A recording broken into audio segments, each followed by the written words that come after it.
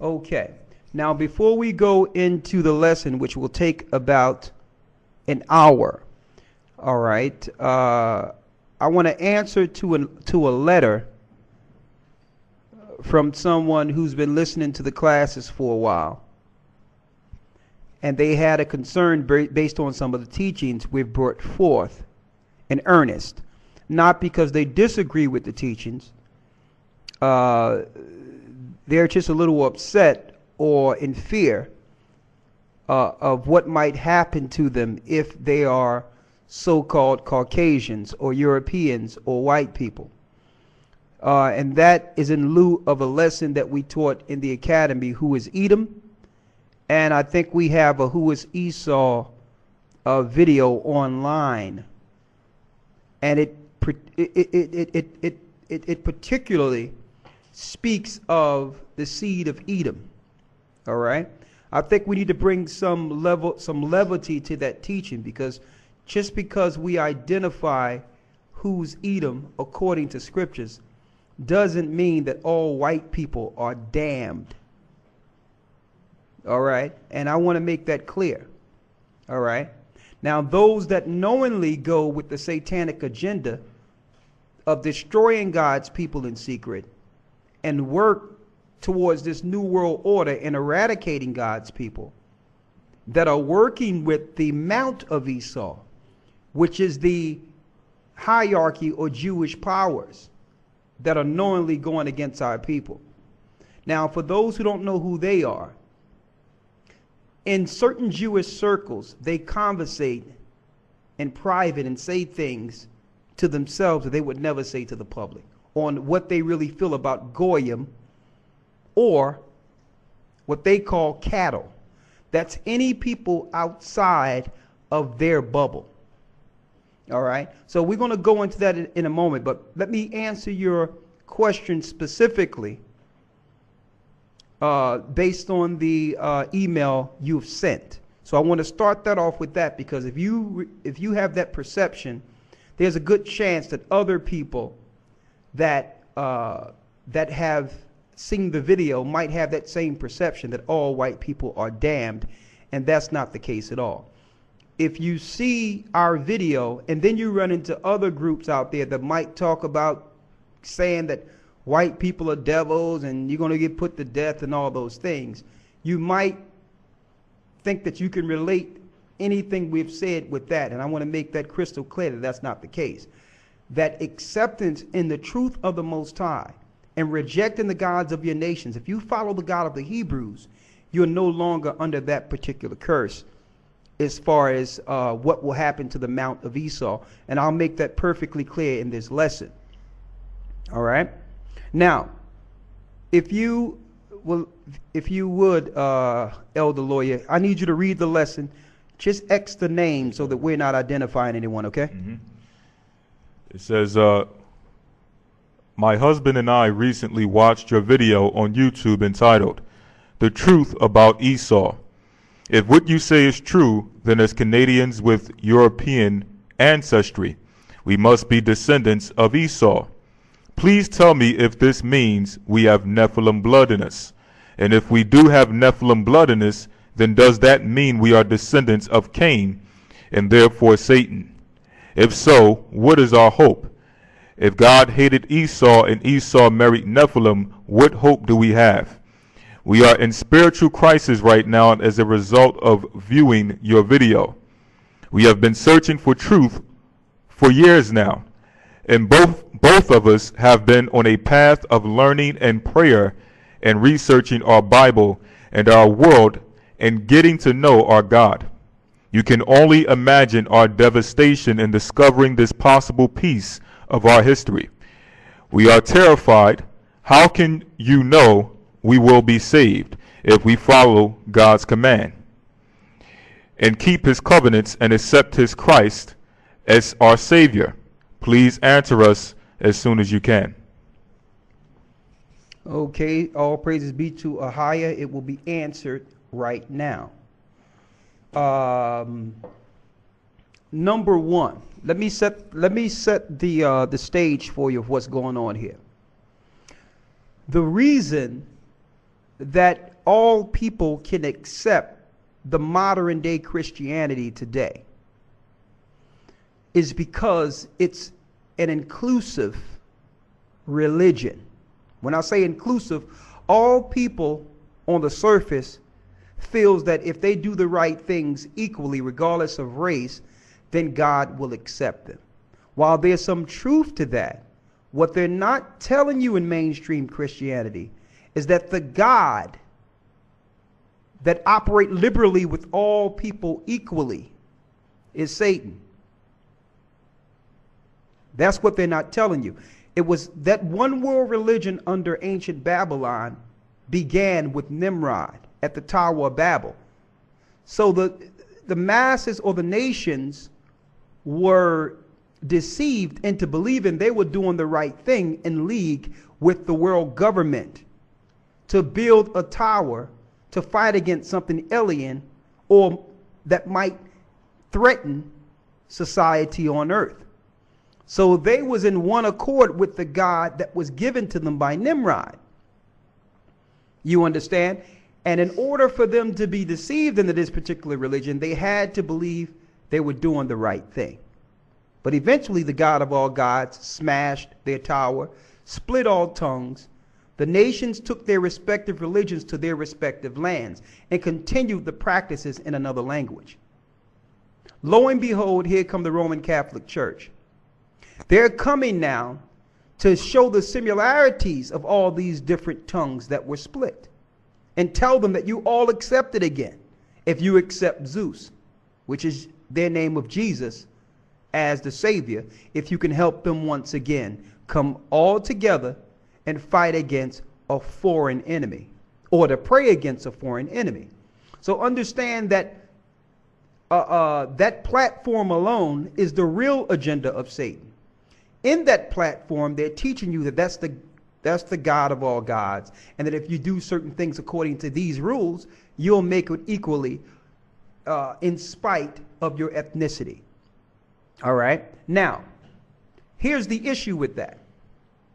Even though you're doing the right thing, and that's why you searched out religion, to follow the Most High and follow Christ, by the Gentiles and all other nations claiming that it doesn't matter, that it doesn't matter who God's people are, they have in fact stolen what belongs to someone else.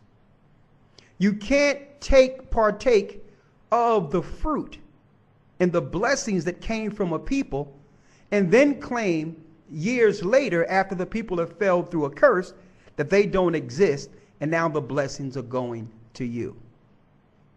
Now, if you're one of the people who do acknowledge and understand the truth concerning God's people and are willing to do what the Gentiles did, who respected being accepted into a tree that didn't belong to them, and if you're willing to walk according to their God and the children of Israel's kingdom too. You can't have both. You can't have the kingdom that's coming back with Christ if you accept this kingdom. So you have to make a choice. Now, if you're going to make a choice concerning that kingdom, you must admit, number one, who that kingdom was originally made for. You must understand that, and you must work towards upholding that particular platform. You must choose that world opposed to your world. Now, in that, much ridicule, hatred, denial. You'll be banished. You may lose everything. So let me bring some scriptures that comes with what I'm saying that will confirm what I'm saying concerning Gentiles. Now, just because you are a white person per se, that doesn't mean that you are Esau to some degree. And I'm going to mention this. Who knows down the line whether or not your parents, somewhere down the line, generations ago, came in contact with an Israelite from one of the tribes and bear forth fruit that made you.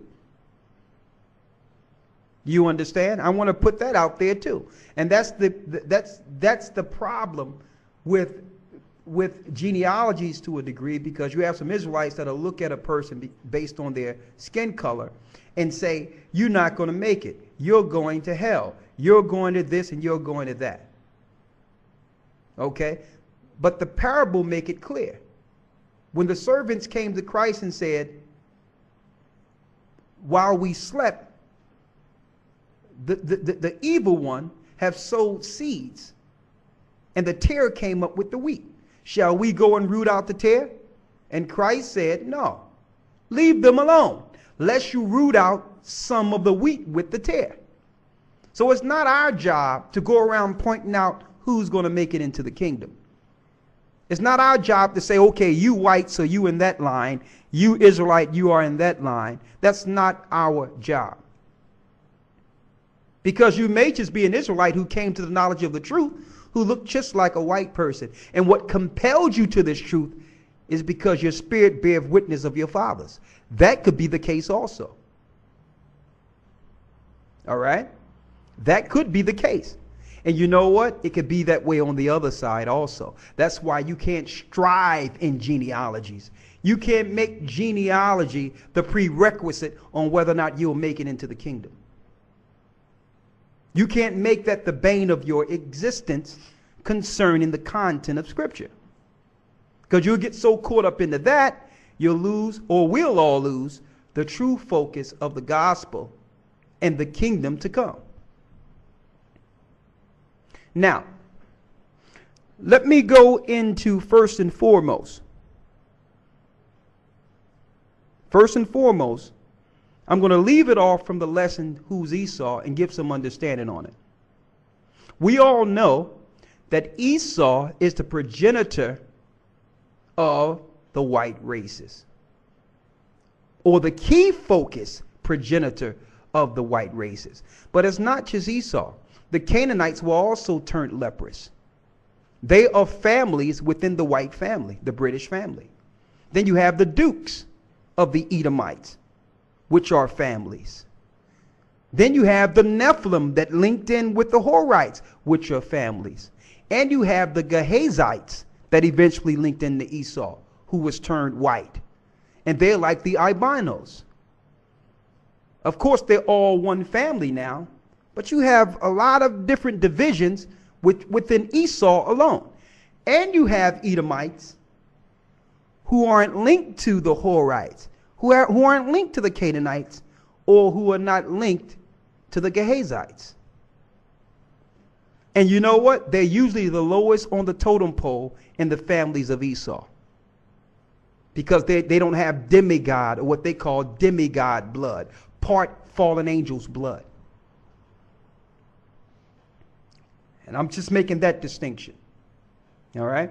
But regardless of what family of Esau one may come through, let me first deal with the spirit of hatred that goes towards somebody who's white. Because I can tell you this, no white people out there should have white guilt concerning anything. This knowledge is not brought forth so that a person, in spite of your ethnicity, should be guilty based on what your foreparents did. And I'm going to tell you why. No one of any ethnicity would have been able to do to us what they did to us if our forefathers didn't sin, and we, being the children, fulfilling the curse, Esau bear rule. Because the struggle was with those two children who would get the kingdom one way or the other in the earth after they struggled within their mother's womb. They were fighting for rulership. So by default, when Jacob fell, Esau bear rule. Now I'm going to go through each step, but before I go through each step, let me tell you this. The hatred side, there's no room for anyone to say that they hate a white person or a black person or anything else. And some people might make the excuse, well, God hate. Well, that's the Most High. That's the Most High. And he made it clear why he hated Esau. All right? Now, if any other person, Esau. Now, the difference between an individual hatred and what Esau did, Esau set up a society in Greeks and Romans which perpetuated hatred towards the Most High. That means if you follow God's law, they were against you. And they promoted and sensationalized sin. Now, if you are a Gentile that believe you can do whatever you want and a society should be open with homosexuality, pedophilia, killing and murder, incest, and all the things that the Greeks and Romans established, if you believe that's okay and just let things be, then you are on the line or in the line of what the Most High hates. If you hate the societies that were set up to fight against us and scorn God's law, you have an opportunity. I'm going to make some things clear. We are not in position to say who we hate. All right? And if you do have the idea of hating someone, let's see what the laws say concerning it. In the book of Deuteronomy, read. This is the book of Deuteronomy, chapter 23, verse 7. Go ahead. Thou shalt not abhor an Edomite. Thou shalt not abhor an Edomite. Read. Thou shalt not abhor an Edomite, for he is thy brother. For he is thy what? For he is thy brother. For he is thy brother. Now, the example the Most High can give you is the original brothers that operated after the fall of Adam and Eve, Cain and Abel. Did Cain agree with Abel's activity in serving the Most High? No. Did Abel agree with Cain's activity in bringing a sacrifice that wasn't right by the Most High? No. But did Abel take a rock and bash his brother in hatred towards him? No. Now Cain, who loved his brother, shown hate towards him, and the end result was murder. So even though Esau have done all these things against our people, we are still not to operate in the spirit of Cain and take a stone and kill our brother. You understand? That's the spirit the hierarchies are in right now against us, because they feel we stole their birthright. And that's the real reason for racism against our people. Because Esau came out first, but yet at the end of the day, Christ, who came through Israel, who came through Jacob, shed his blood so that we can have another opportunity to the promise. And they're going to fight tooth and nail to stop us from getting it. Okay? And through that, even though the governments and all that are fighting tooth and nail against us, we still are not going to hate Esau. We are not going to hate Esau. Another example that I can give you on the surface, you had Moses, who grew up in Pharaoh's house. He was raised as an Egyptian. Had the highest respect from the Egyptians. On top of that, he was a brother that he grew up with, half brother, with who would one day become Pharaoh. Okay? And you notice throughout their whole ordeal, even when Moses came back and said, well, listen, I got to save my people. Pharaoh tried to embrace him. You understand, initially. And there's another scenario in which the Pharaoh wanted to destroy Israel. But not once did Moses lift his hand or try to go against Pharaoh. Okay? Of course, he grew up with the brother. They were like this. And not once did Moses go against Pharaoh. Pharaoh condemned himself with his words. And Moses would come to him and say, well, you said it. The firstborn of your children are going, if you don't put the blood on your door, when the death angel comes, your children are going to die. Now, did Moses come up and say, well, this is what I'm going to do to you? No. He gave Pharaoh the commands from the Most High what would happen to them if they didn't bury him in the sand. And through that ran away knowing that something might happen to him if it's found out that he was defending Hebrews. And through that, he went and found Ahiah, and came back to give Pharaoh the word of the Most High. And you see a lot of those brothers out there all over the earth. The Most High got a spirit on them, teaching the truth according to the Most High, telling Esau and the other nations what's going to come to them. Not that they will lay hands on anyone, but thus saith the Lord, if the world and these world leaders don't let Israel go. If they don't back off of God's people, the Most High is going to bring hellfire on them. And also warning our people to separate spiritually from them before the reign of Sodom and Gomorrah come down on the empire. So that's not me executing any personal vengeance I have against white people. That's not other brothers saying what they want to do against white people. Now, if there's some people out there saying what they're going to do to white people, that's on them. All right? Their words will condemn them. All right? Their own words will condemn them, because it's not our job to come out and say in their society what we're going to, and we're not ashamed about it.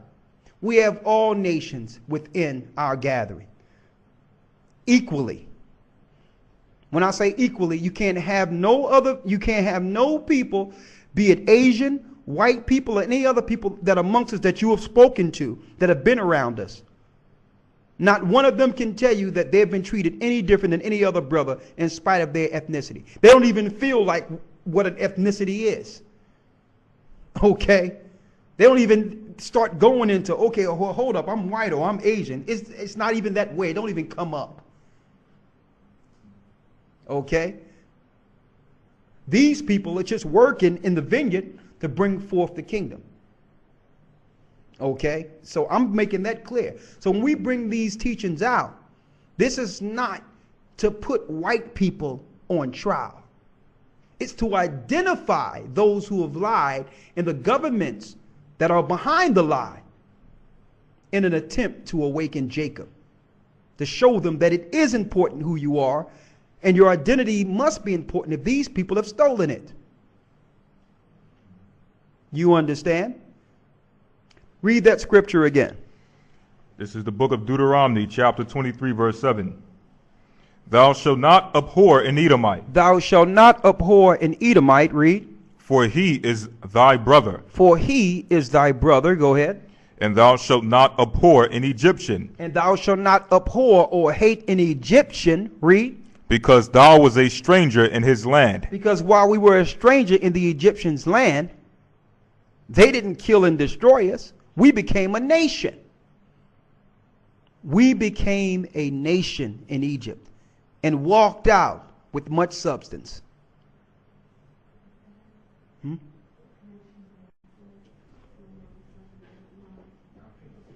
What, 16 and 19? Okay. All right. We're ready to go into it now, brothers and sisters.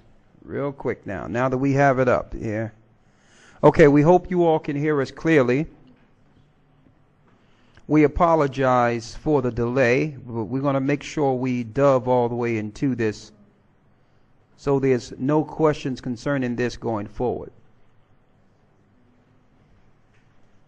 Now, before we had to disconnect, I made it clear that according to the Bible, Israel was not to abhor their brother, who's Esau.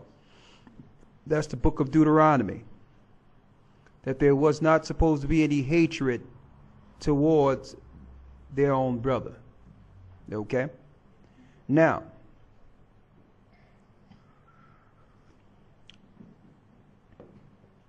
let's go into some understanding according to Scripture.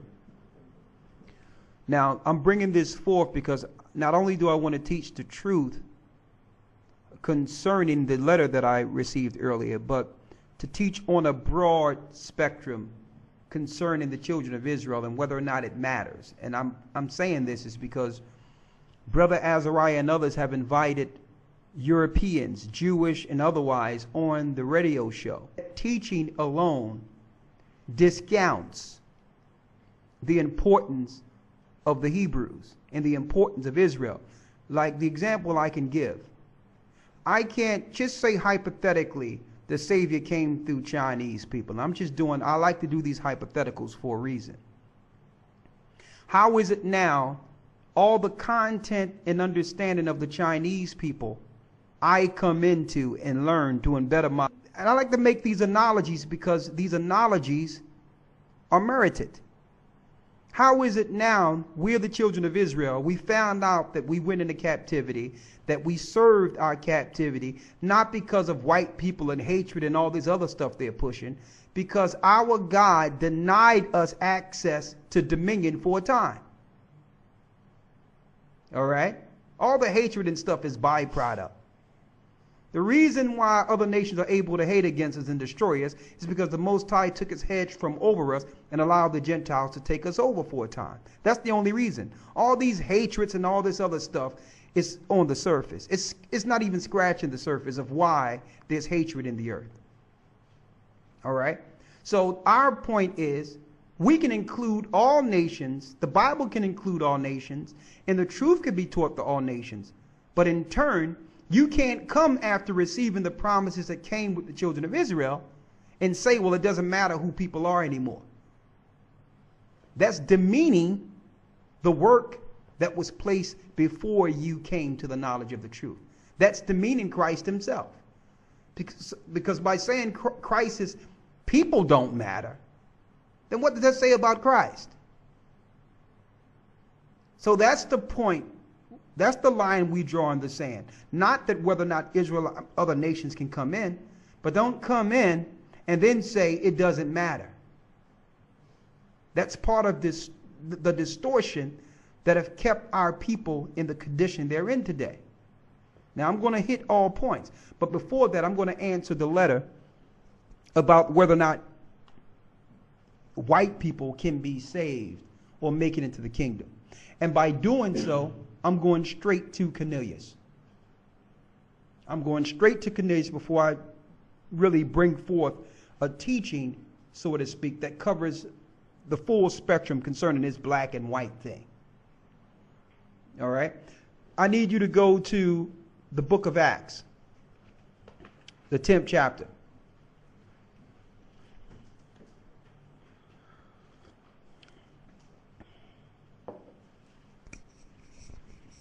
The book of Acts, the 10th chapter, real quick. Okay? And let's start at the first verse. And before I go there, because I made some statements earlier that scriptures must give detail on, let me prove beyond any shadow of a doubt that all Esau are not Horites. That's number one. And I need you to get the book of Obadiah when it deals with the mount of Esau.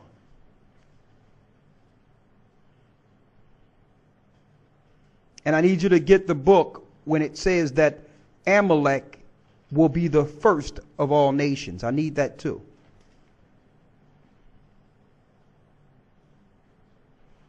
All right? Mm-hmm.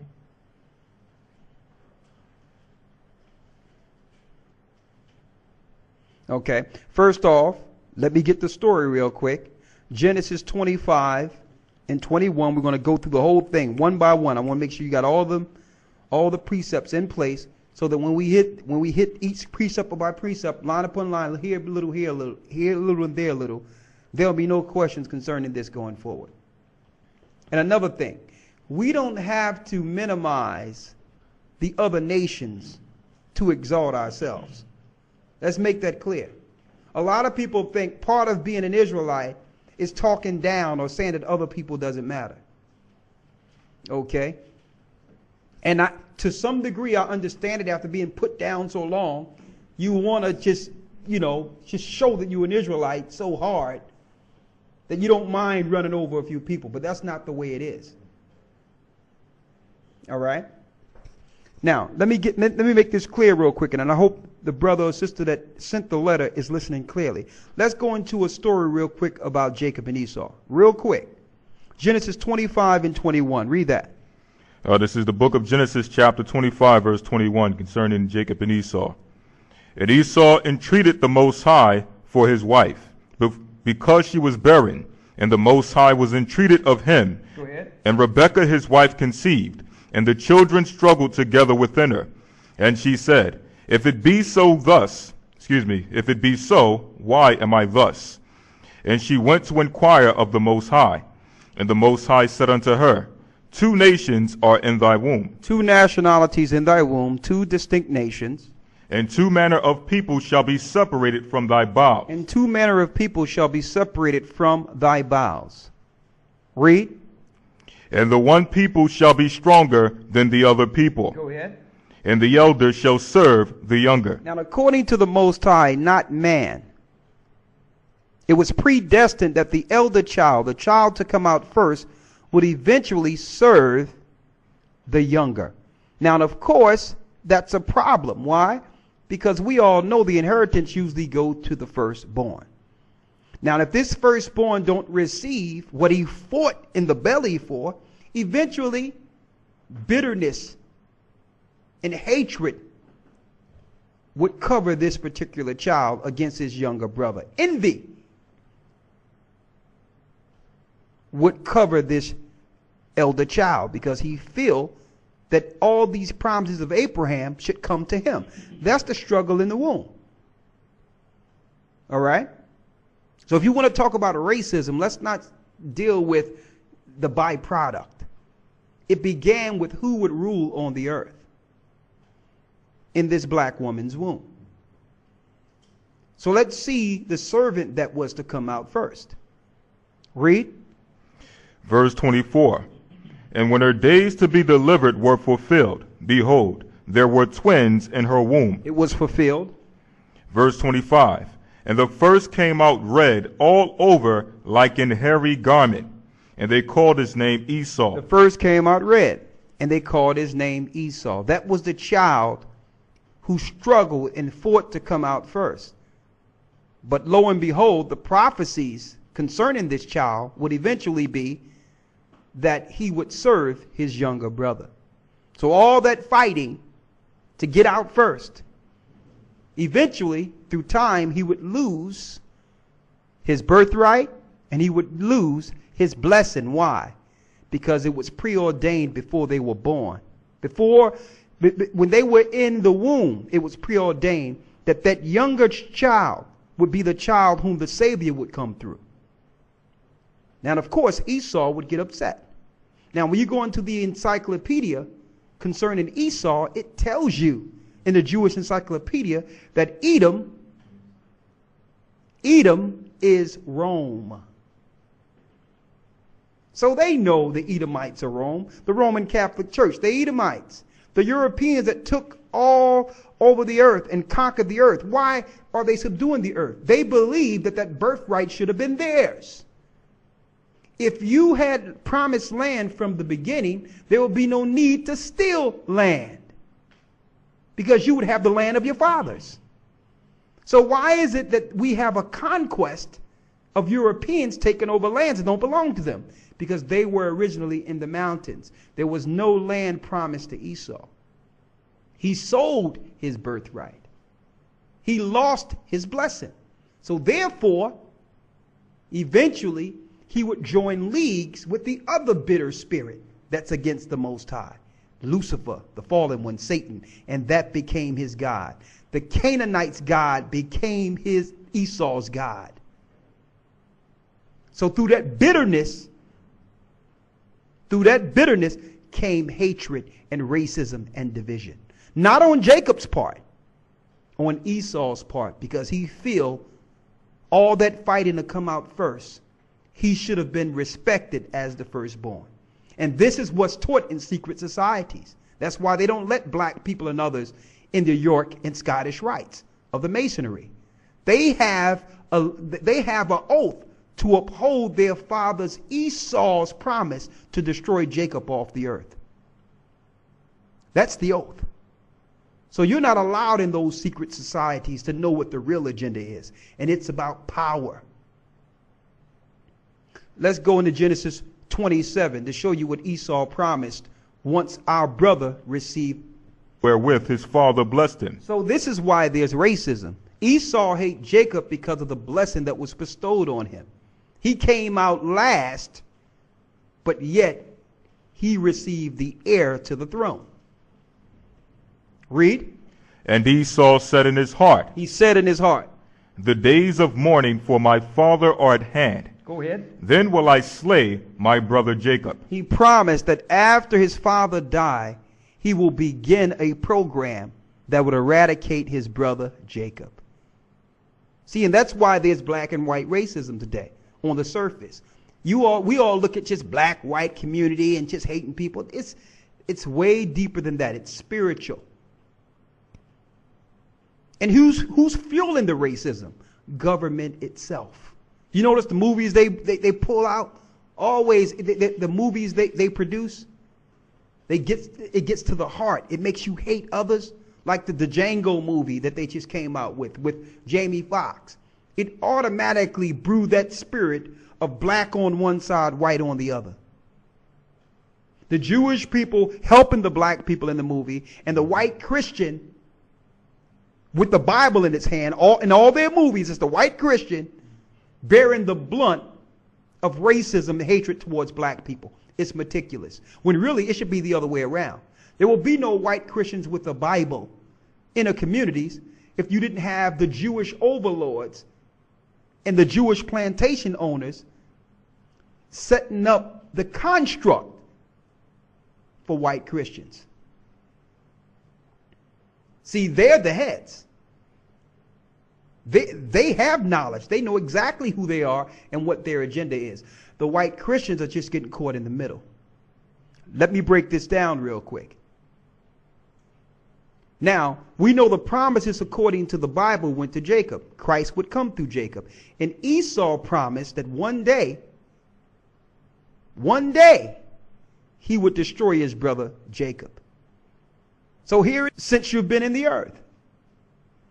So that's why vaccines are made certain ways to kill and destroy you. These weapons. That's why they meticulously put you in certain areas, but don't understand the root issue spiritually concerning it. Read. This is the book of Jeremiah, chapter 17, verse 4. And thou, even thyself, shall discontinue from thine heritage that I gave thee. Israel. So now you're in a land which you knew not. You don't have a heritage. You don't know who you are. And your enemy with an agenda to kill you know exactly who you are. So his whole deal is to, while you're still under the curse, to use you to build his Babylonian construct, then eradicate you altogether. You just don't know that's the plan. Now, that's not all white people planning this. A lot of white people are being used as proxies in this war against Jacob. And the proxy that's and take all the jobs that only slaves knew. And now they became taskmasters over the slaves. That was a meticulous plan to stop black people from rising. Once slavery was done away with, who would become the blacksmiths? Who would own the blacksmith companies? Who would own employers in our construct? See, you're just working for money. You're just trying to take care of your family. You don't even understand the meticulous plan that's made against the children of that proxy. You're being used in their game against us. If you are a nurse working in a black neighborhood somewhere and you're trying to get the children on drugs and killing our people, you are part of the war. You're on the other side of destroying the children of Israel. Now, the whole thing is Gentiles who understood Christ would never work in those venues to fight against God's people. They would never work because they honored and they loved and respected God's people. Even though the Romans were ruling, they knew that one day the promises would come back to Jacob. So you can't use capitalism or the excuse of it's just your job to get through this as a pass. Okay, you have to work on the side of righteousness if you want the kingdom to come. You can't work against Jacob anymore. That's the key. And I'm going to give you an example of that. Before I go in Acts the 10th chapter, let's go to Genesis 36 to prove all white people don't have Nephilim blood. So don't think that. Don't tie yourself to all white people. If you have a conscience towards the knowledge of the truth, just do what's right. That's all. You don't got to follow what other people do. Right? Let's go to Genesis 36 so I can prove that all white people aren't the same according to bloodline. Go to Genesis 36. This is the book of Genesis, chapter 36, verse 1. Now these are the generations of Esau. These are the generations of Esau. Who is Edom? Who is Edom? Esau took wives of the daughters of Canaan. See that? He took wives of the daughters of Canaan. And those are the nations the Most High told Israel not to deal with. Now these are the Canaanites. The daughter of Anah, the daughter of Zibeon the Hivite. And Bashemoth, Ishmael's daughter, sister of Nabajoth.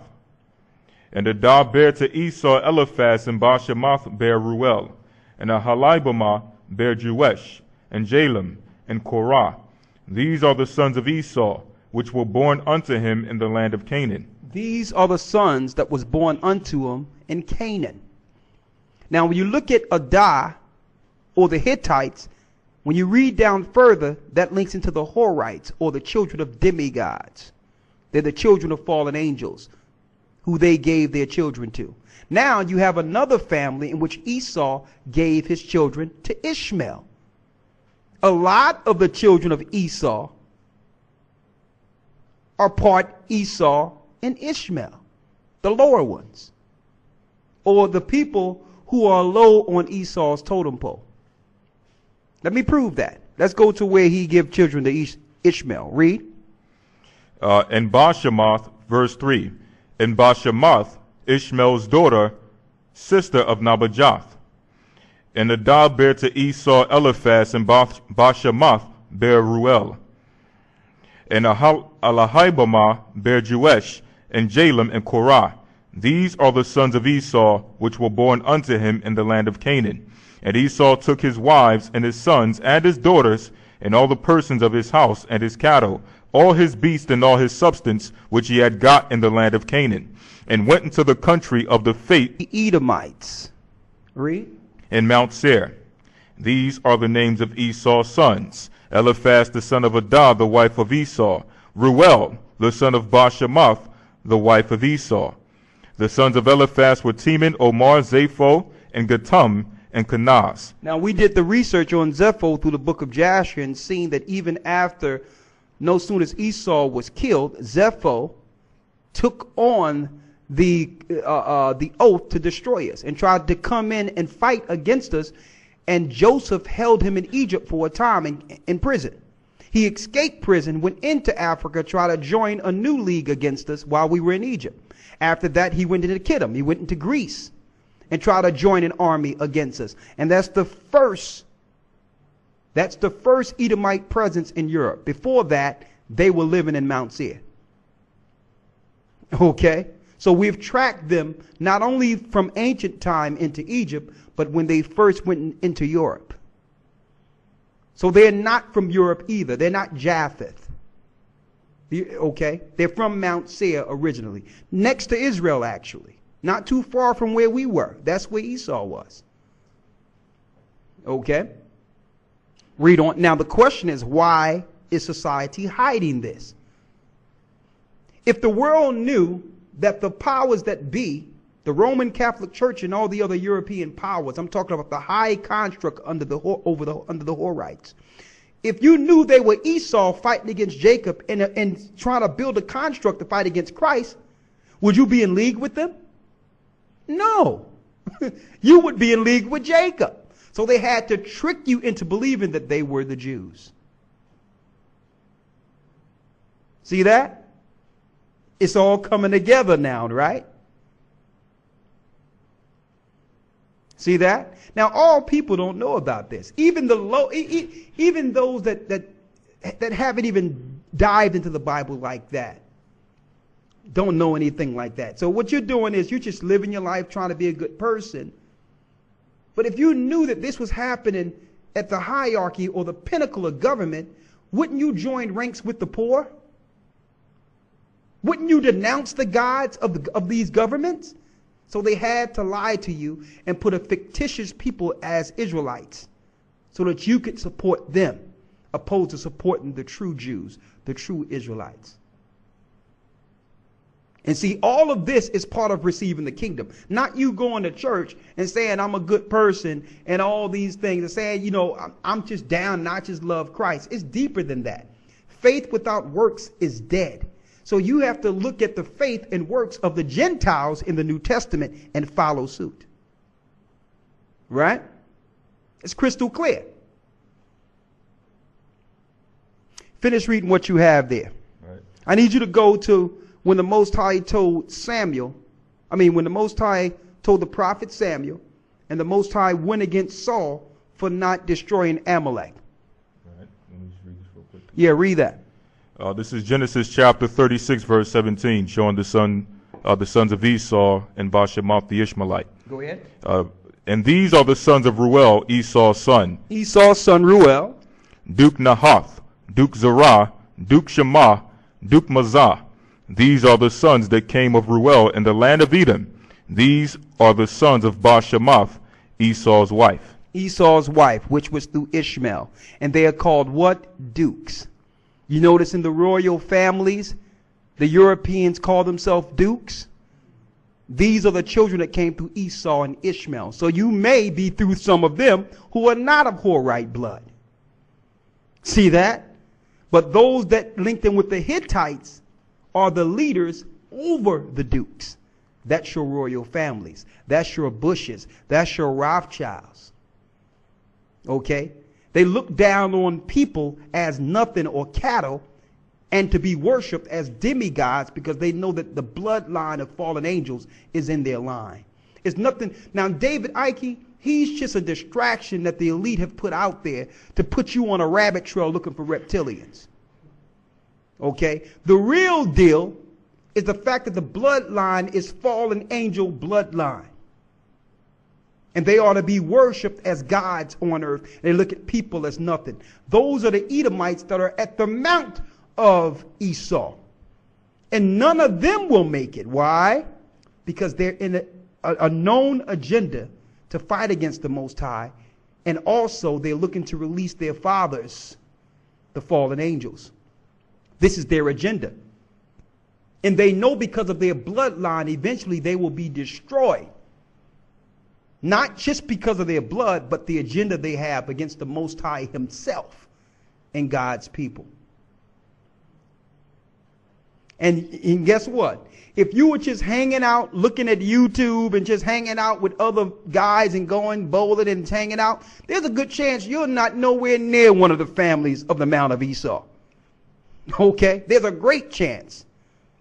Because they keep their bloodline separate from you. All right? If you're just one of the Europeans just hanging around on the surface, there's a good chance you're not. Okay? They know who their bloodline is, who their family is.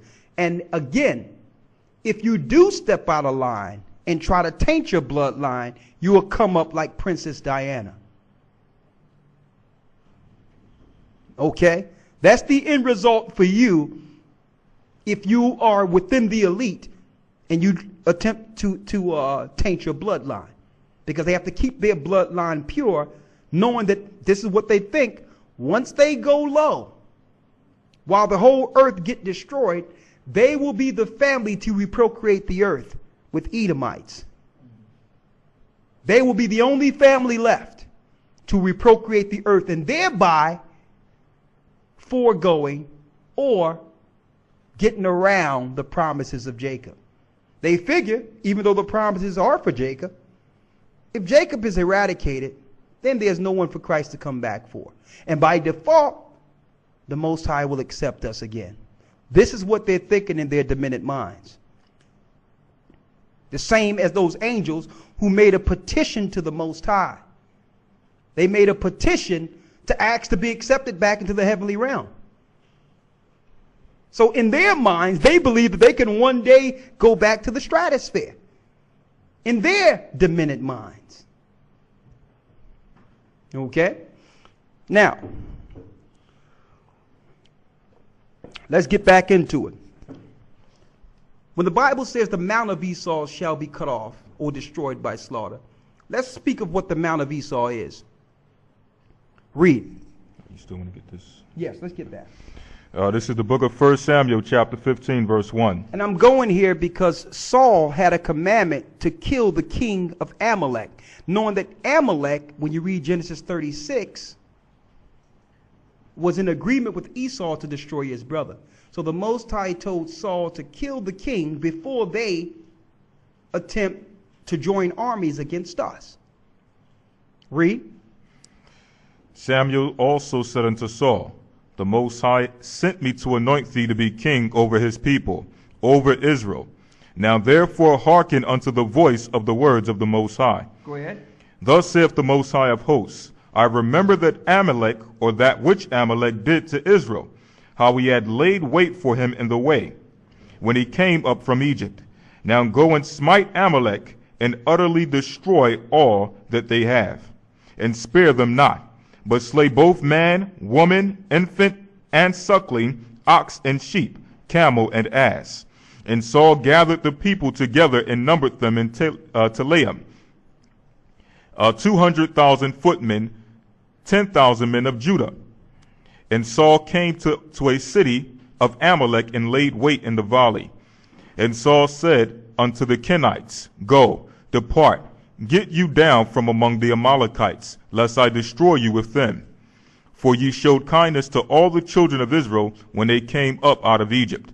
So the Kenites departed from among the Amalekites. And Saul smote the Amalekites from Havilah, until thou comest to Shur, that is over against Egypt.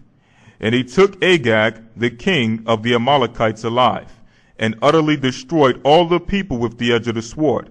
But Saul and the people spared Agag, and the best of the sheep, and the oxen, and of the fatlings, and the lambs. So Saul disobeyed the Most High. He destroyed all the people of Amalek, but he didn't take out the king, and spared the cattle. Now, the reason the Most High in a lot of these instances deal with getting rid of the cattle and all that is because when these other nations get in charge, they do cross splicing and all that with animals. Now, you have Amalek who's spared. And eventually, because Saul let this guy go, he had children that tried to destroy us in Persia when we were under the Persian captivity. You understand? So, if one of them survive, they will keep the oath of Esau alive to destroy us. And I'm talking about at the pinnacle, the hierarchy, at the government level, not at the small personable people's level. As you can see, there were some people that the Most High told Saul, you can let them go. There was others that were let go.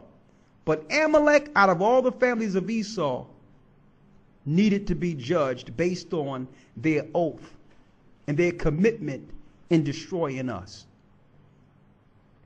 And look, just check out how they operate now. They claim they God's people following the law, but look what they're pushing through media. Separating families, pornography, homosexuality, degradation, blood, death, killing, division. That's all that comes out of Hollywood. That's all come from their ideas. It's scorn and death and destruction against the law of the Most High. Examine them for a minute.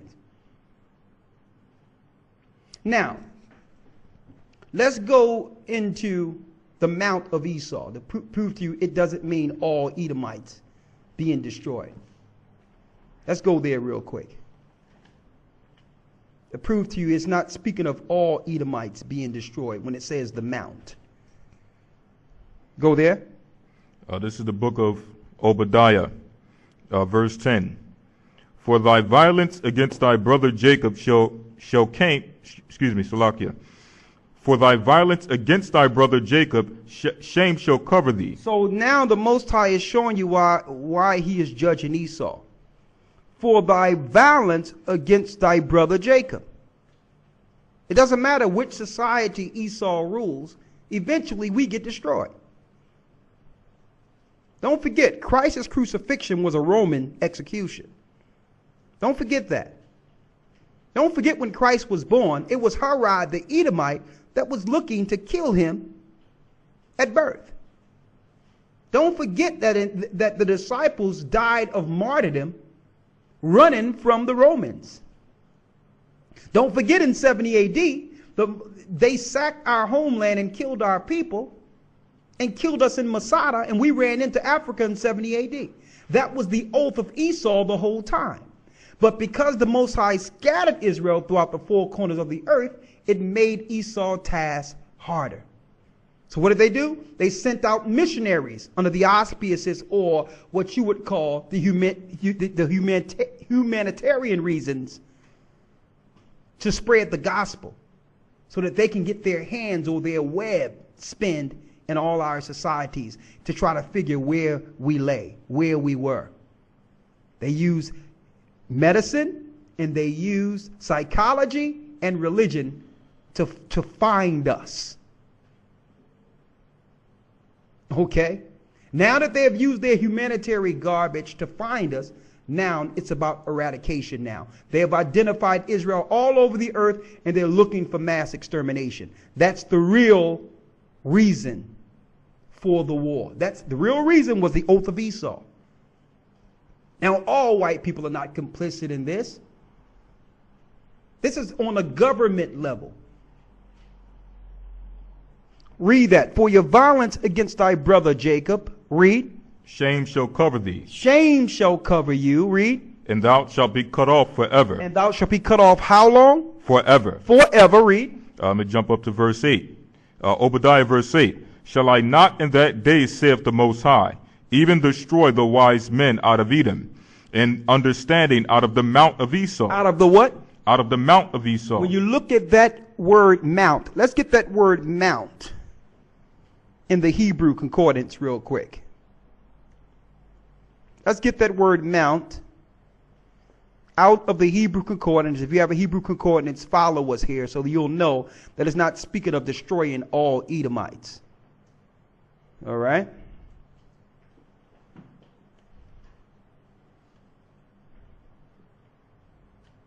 One moment. All right. With the book of Obadiah, what verse are you at, Elder Lawyer? Verse 8. Okay, 1 and 8. And I need you to give them the number of the mount so they'll understand what this is. Mount, give you what Hebrew word when it says mount? What's the number? The number is H2022. Hebrew word har. A mountain or range of hills, sometimes used figuratively. A hill, country, mount. Now, I need you to go to the scripture where it says Amalek is the first of the nations.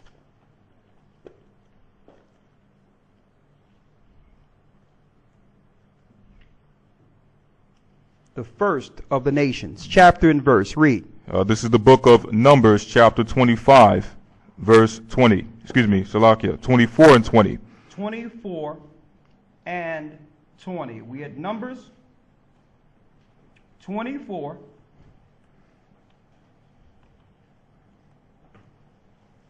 and 20. Read it. And when he looked on Amalek, he took up his parable and said. He took up this parable concerning Amalek. Now don't forget, Amalek is the son whom Esau would have taken up the banner of the firstborn. You had Eliphaz, eventually you had Amalek. Read. And when he looked on Amalek, he took up his parable and said, Amalek was the first of the nations. First of the what? First of the nations. Chapter and verse. This is the book of Numbers, chapter 24, verse 20. 24 and 20. Amalek is the first. Give him the Hebrew word for first. This is Hebrew number 7225. Hebrew word ra'ashath. Go ahead. Means the first, in place, time, order, or rank. Beginning, chief, first, first fruits. That means he's the top. He's the top of the nations. What do it say for the word nation? Nations, H4471. Hebrew word gawaya. It says foreign nation, hence a Gentile. Foreign nation. So he's the first or the top of all Gentiles. Your UN. Who set up the UN? The Rockefellers in New York. The first of the nations. So they're the leaders or the pinnacle of all the Gentiles. And that's why the Most High set his sight against Amalek, even before David was king. Why? Because Amalek have the agenda in place, or the platform in place, to destroy us. Not all white people have that. Okay? Let me give you an example of an Italian who worked in the Roman army but did not comply with the hatred against God's people. His name is Cornelius. Let's go to Acts the 10th chapter and the first verse real quick. Acts 10 and 1. Read. This is the book of Acts chapter 10 verse 1. There was a certain man in Caesarea called Cornelius, a centurion of the band called the Italian band. Verse 2. A devout man and one that feared the Most High with all his house, which gave much alms to the people, and prayed to the Most High alway. He saw in a vision, evidently about the 9th hour of the day, an angel of the Most High coming into him. Let me ask, is it clear? Is it clear? Huh? Okay, read. He saw in a vision, this is verse 3. He saw in a vision, evidently about the 9th hour of the day, an angel of the Most High coming into him and saying unto him, Cornelius. Verse 4. And when he looked on him, he was afraid and said, What is it, Lord? And he said unto him, Thy prayers and thine alms are come up for a memorial before the Most High. Thy prayer and their alms have come up as a memorial before the Most High. Read. Verse 5. And now send men to Joppa, and call for one Simon, whose surname is Peter. He lodgeth with one Simon a tanner, whose house is by the seaside. He shall tell thee what thou oughtest to do. And when the angel which spake unto Cornelius was departed, he called 2 of his household servants and a devout soldier of them that waited on him continually. And when he had declared all these things unto them, he sent them to Joppa. On the morrow, as they went on their journey and drew nigh unto the city, Peter went up upon the housetop to pray about the 6th hour. And he became very hungry and would have eaten. But while they made ready, he fell into a trance. So while the Most High is preparing Cornelius, this Italian, to come to Peter, now Peter simultaneously is being prepared to receive this Gentile. And don't forget, it told you that Cornelius did what? He prayed to the Most High and he gave alms. He was known for looking out and helping God's people. That was his main focus. All right, read. Verse 11. And saw heaven open, and a certain vessel descending unto him, as it had been a great sheet knit at the 4 corners, and let down to the earth, wherein all manner of 4-footed beasts of the earth, and wild beasts, and creeping things, and fowls of the air. And there came a voice to him, Rise, Peter, kill and eat. But Peter said, Not so, Lord, for I have never eaten anything that is common or unclean. And the voice spake unto him again the second time, What the Most High hath cleansed, thou call not thou common. Okay, let's make this clear for those who are reading this.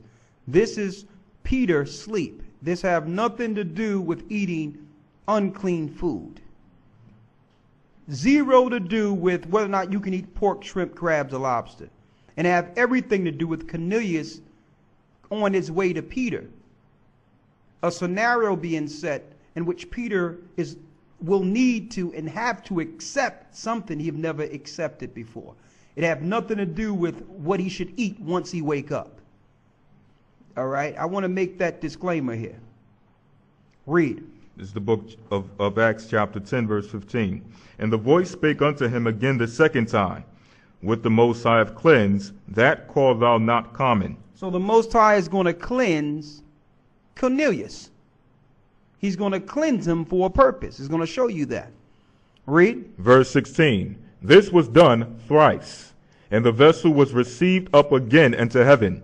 And while Peter doubted in himself with this vision, which he had seen should mean. So Peter, the leader of the gospel at this time, this is after Christ's crucifixion, he awakened from this vision and had no idea what the Most High was trying to show him in this vision. So he didn't wake up and say, okay, let's get some pork ribs and let's go get some shrimp, crab, and lobster. He was still foggy in his understanding of what this vision was while he was asleep. That's why it says when he awakened, read that part again. Now while Peter doubted in himself with this vision which he had seen should mean. He didn't even know what the vision meant. But it came to him once a Gentile knocked on his door. Now he understood what he was showed in his sleep. It wasn't that he should eat unclean food. I must now deal with people I have never dealt with before. There's a greater mission in this gospel that I must catapult, that I must bring forth. Right? Read. This is the middle of verse 17. Behold, the men which were sent from Cornelius had made inquiry for Simon's house, and stood before the gate. Verse 18. And called and asked whether Simon, which was surnamed Peter, were lodged there. While Peter thought on the vision, the Spirit said unto him, Behold, 3 men seek thee. Arise therefore and get thee down and go with them, doubting nothing, for I have sent them. Then Peter went down to the men which were sent unto him from Cornelius, and said, Behold, I am he whom ye seek. What is the cause wherefore ye are come? And they said, Cornelius the centurion, a just man, and one that feareth the Most High. See, he wasn't following the Roman gods. He feared the Most High, the God of the Hebrews. Read. And of a good report among all the nation of the Jews, was warned from the Most High by an angel to send for thee into his house. So he was a good report. That means all the Jews knew of this man who gave alms and also followed the true God opposed to his Gentile ancestry. Read. And of a good report among all the nation of the Jews was warned from the Most High by an holy angel to send for thee into his house, and to hear words of thee. Then called he them in, and lodged them. And on the morrow Peter went away with them, and certain brethren from Joppa accompanied him. And the morrow after they entered into Caesarea, and Cornelius waited for them, and had called together his kinsmen and near friends. And as Peter was coming in, Cornelius met him, and fell down at his feet, and worshipped him. So he fell down at Peter's feet and worshipped him. And what did Peter do? Verse 26. But Peter took him up, saying, Stand up, I myself also am a man. He says, I'm a man just like you. Read. Verse 27. And as he talked with them, he went in, and found many that were come together.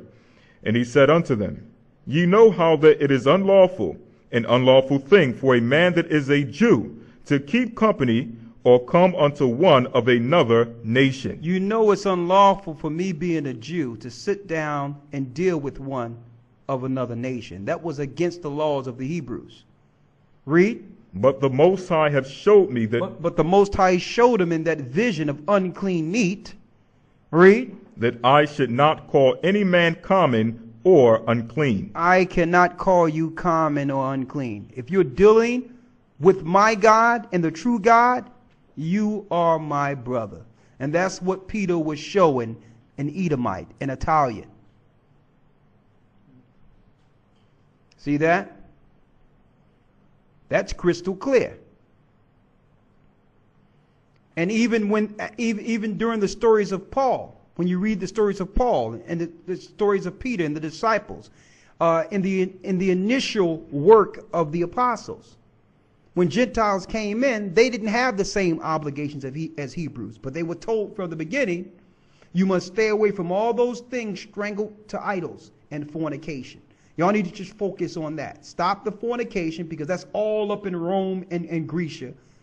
Orgies and all that madness they were dealing with, homosexuality, and their holy days that were dealing with other gods. He said, stay away from all that.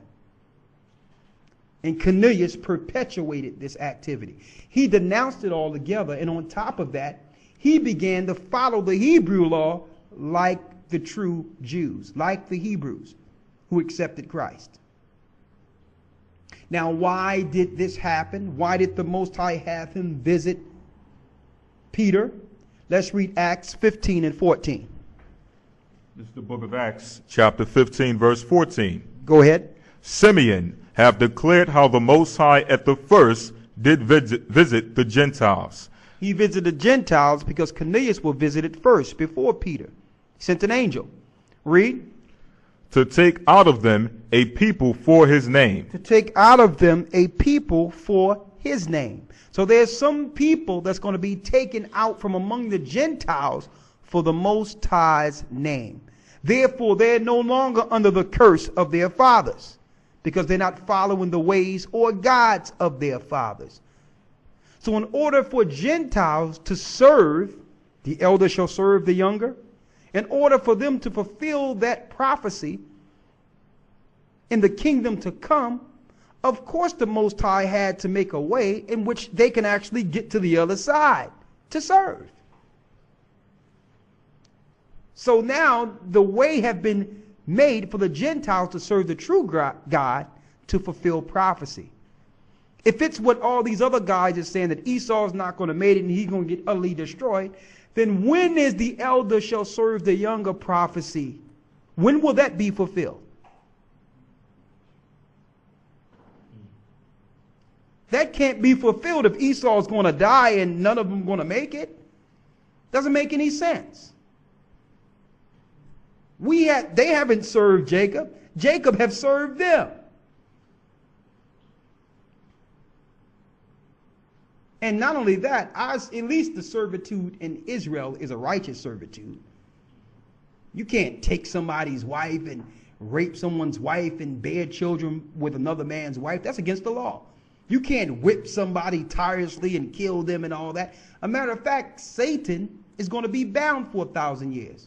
So if there's no sin or evil in the kingdom, how is it that people think that this servitude that it's speaking of is going to be what happened to us? And a lot of people out there say, well, listen, if I don't want to serve nobody. Listen, aren't you working? You're serving someone right now. Look who owns the corporation you work at. You are a servant in that corporation. Okay? That's what employment is. You are a slave. Okay? So you're going to serve one way or the other. You might as well serve in righteousness, in which there's some laws and equity, opposed to you being used like a battery and being thrown out like yesterday's garbage. Either way, the promises are going to be fulfilled. It's just so happened that Cornelius was smart enough to say, you know what? I don't need this world. I'll use my status to make sure I serve the true God and help God's people. I'll get my reward when Christ comes. And see, that's the key. A lot of Gentiles love this world. And I'm going to put this out there too. It's a topic in it, all different from this. And maybe I'll go into this in a future lesson. Just because you don't believe God exists doesn't mean the prophecies are not going to be fulfilled. And you Gentiles who just want to be atheists, doesn't mean that you're not going to be destroyed for denying the Most High. Don't think because I don't believe there's a God, then I'm immune from any judgment concerning the Bible. I'm going to put that out there too, because a lot of you think by saying you atheist or there is no God, there is no Satan, that automatically you are immune from any curses that will come concerning unbelievers. I'm going to put that out there too. Now, we understand that according to Acts 15 and 14, that the Most High first visited the Gentiles to take out of them a people for his name. Right? Why? It was fulfilling scripture of Amos, the 9th chapter. Finish reading what you have there. Read. This is the book of Acts, chapter 15, verse 15. And to this agree the words of the prophets as it is written. After this I will return and will build again the tabernacle of David, which is fallen down. Go ahead. And I will build again the ruins thereof, and I will set it up, that the residue of men might seek after the Most High. And all the Gentiles upon whom my name is called. And all the Gentiles in whom my name is called. Now, a lot of guys out there saying these Gentiles are Israelites.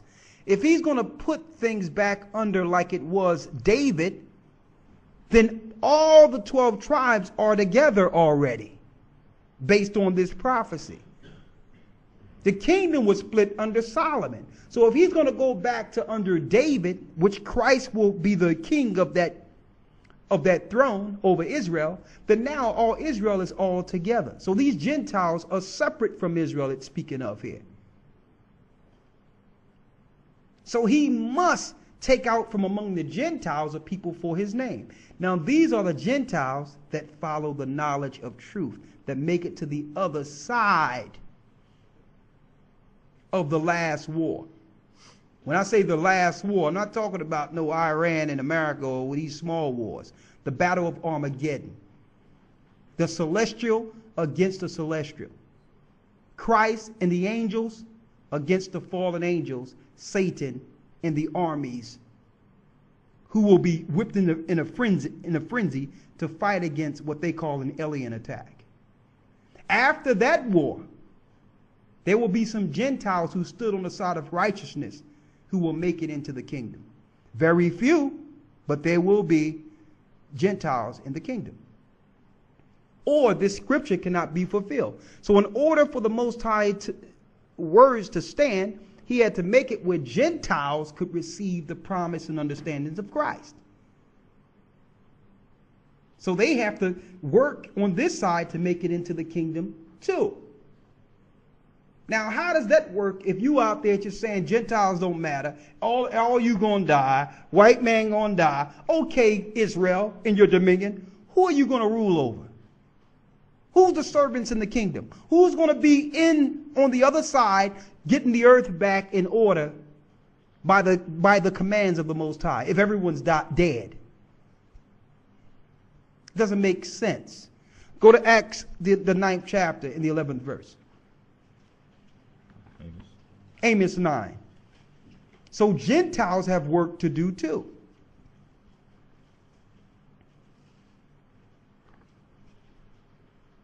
Amos 9. And let's start at the 11th verse.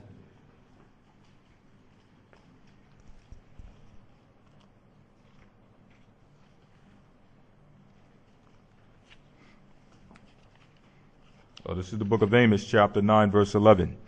In that day will I raise up the tabernacle of David that is fallen. And in that day I will raise up the tabernacle of David which is fallen. The same exact words we read in Acts 15 to show you that it was coming from this prophecy. Read. And close up the breaches thereof. That means Israel and Judah will no longer be split. There'll be one kingdom again like they were before the sins of Solomon. Read. And I will raise up his ruins, and I will build it as in the days of old. Go ahead. Verse 12. That they may possess the remnant of Edom. That they may possess the remnant of Edom. That's the remnant like Cornelius that followed Christ. The remnant of Edom, a remnant is what's left after the destruction. So after the mount of Esau is destroyed and all the other Edomites that didn't want to follow the Most High, there will be a residue of Edom, a small amount left, like Cornelius. Read. And of all the heathen which are called by my name. Heathen is synonymous to Gentiles. and all the Gentiles who are called by my name. These are Gentiles that are following Ahiah, following Yeshaya, have went and got baptized, been given alms, teaching the truth concerning the Bible and God's people. Read. That they may possess the remnant of Edom and of all the heathen which are called by my name. Exactly. Read. Saith the Most High that doeth this. And it's the Most High that doeth this. So if this is not true, how can Gentiles and Edomites get to the other side to serve if there's no door open to them to follow the true Lord, to follow the true Creator? Okay? This is common sense. So there will be a remnant of Edom that will make it. So when we read that letter earlier, I want to make this clear. We didn't put that information out on Esau for there to be white guilt and white people feel sorry and all that and feel that you are afraid that you listen, that doesn't matter. If you follow the Most High in Christ, regardless of your ethnicity, you are our brother, you are our sister. We don't feel we're over you or going to be lords. We're not looking to do anything to say you follow me and bow to me. We just telling you, we just bringing the gospel to you to say, follow the truth according to the Most High. That's what we're bringing forth because the kingdom is at hand. That's what we're bringing forth. Now, one other thing, and that's the point I wanted to make. Go to Romans 11 real quick. It's because we was on a radio show, and I don't know about some of these guys that are invited on, these Messianic Jews and others, who are now claiming, well, we're asking, well, where are you going with all this? Who cares? As long as I follow Christ, and listen, you haven't been following Christ. That's the point. The world don't know Christ. If you believe that it doesn't matter who God's people are, you haven't learned Christ. Let's go to 1 John, the 3rd chapter. We're going to Romans 2. Romans 11 also. Start at the first verse. This is the book of 1 John chapter 3 verse 1. Behold, what manner of love the Father hath bestowed upon us, that we should be called the sons of the Most High. That we should be called what? The sons of the Most High. This is the New Testament. That was love that the Most High bestowed upon us, even though he did away with us for a while. The love he gave us was to signify that we were the sons of Jacob. All the disciples whom the Gentiles came through to receive the information were sons of Jacob. Christ himself, who went on the cross to die for the sins of the world, was a son of Jacob.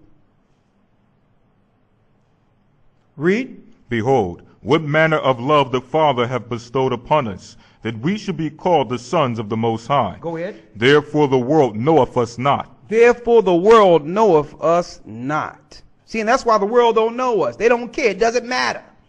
Well, if you don't know us, you don't know our Father. That's the key point. If you can't say you know God, and then when it comes to who God's people are, if you know him, he should have told you who his people were. So if you don't know God's people, don't come off on these shows and all that saying that it doesn't matter. Because if you don't know the Most High's people, you don't know him. So when people ask, does it matter? Go right to 1 John, the 3rd chapter. Peter knew who he was. Christ knew who he was. The disciples knew their mission and where their people, how far their people fell from the promise. They knew they were Israel. So how can Gentiles come way down the line and say it doesn't matter anymore? That shouldn't be the focus. No, you don't want to identify God's people. Why? Because it points to who is not God's people. Okay, that's why you want to ignore it and say it doesn't matter. So-called Messianic Jew came on a radio show saying it doesn't matter. Well, if it doesn't matter, why are you calling yourself a Jew then? Okay? By default, by saying it doesn't matter, you are the people. You're the only one with the label. So what you're saying is, it really doesn't matter except when it comes to us, Jewish people. Then you can acknowledge me as God's people. Because by default, everyone else don't matter. Read that part again. Therefore the world knoweth us not. Therefore the world knoweth us not. The world don't know us because they don't know our God. Do you know all my life going to Christian church and going to all these different religions and growing up going to Farrakhan speeches and looking at different speeches of Malcolm X and trying to find my way, getting all these books and all this information? Do you know not once none of these organizations told me the name of the Most High? Not one of these organizations told me, well, by the way, I know you're looking for God. This is his name. Not one. Not one. That's big. You know the Most High, but yet he loved you so much to the point where, okay, I love you, but I'm not going to tell you who I am. What type of nonsense is that? The world have hid his name as well as his people. Read. Therefore the world knoweth us not. The world don't know us. Read. Because it knew him not. Because it didn't know the Most High. Read. Verse 2. Beloved, now are we the sons of the Most High, and it doeth not yet appear what we should be. It haven't appeared yet what we shall be.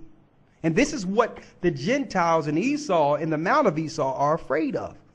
They have seen, and don't forget their leader, the fallen one, have showed them what we will become if they don't stop us from growing. Okay? He know. Why? Because he was in the beginning with our father, Adam. And he's seen the power and might of Adam. He's seen the dominion and the connection with the Most High's creation directly to the throne. Directly with the throne.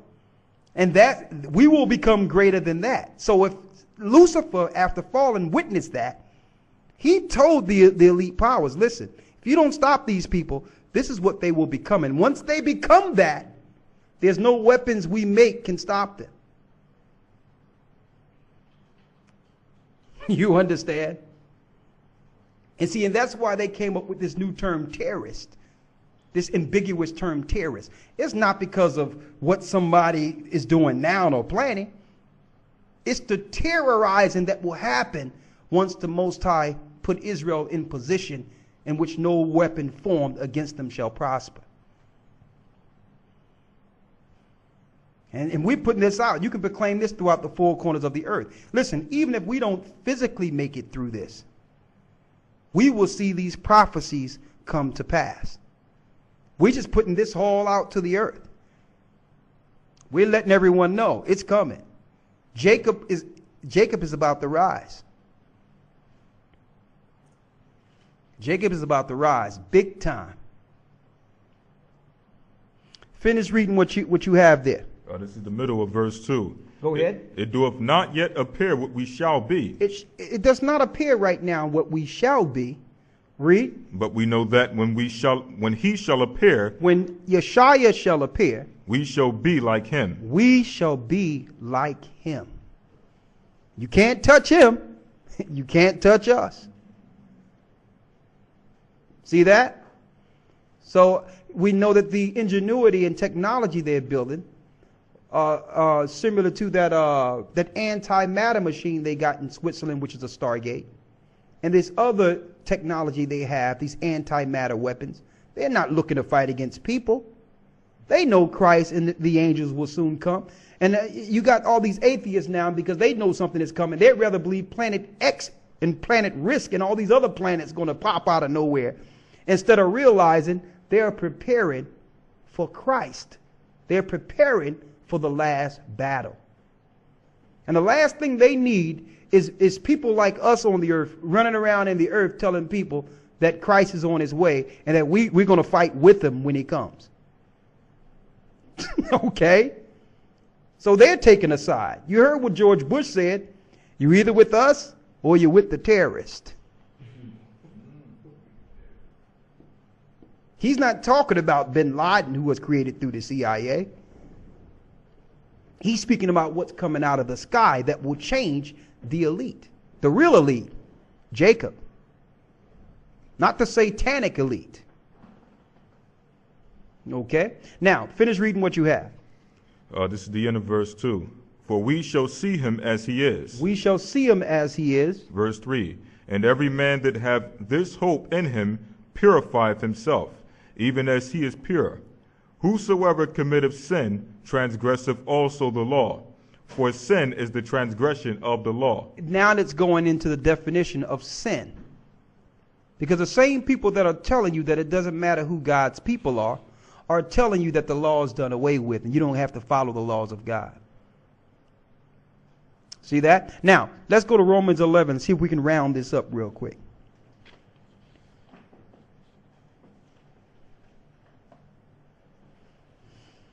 And I like to go here